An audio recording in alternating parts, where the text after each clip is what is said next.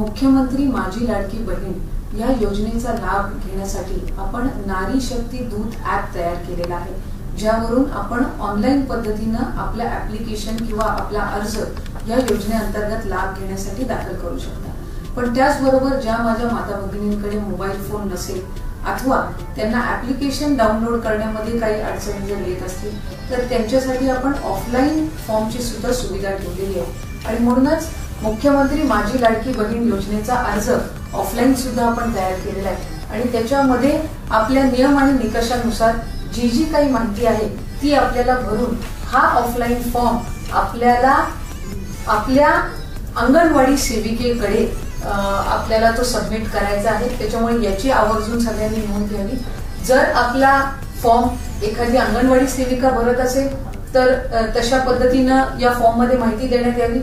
जर ती महिला स्वतः तिचा अर्ज भरत असेल तर त्या संदर्भातली माहिती देण्यात यावी। समजा एखादा वॉर्ड अधिकारी भरत असेल तर त्या संदर्भातली सुद्धा माहितीचा कॉलम या ठिकाणी ठेवलेला आहे।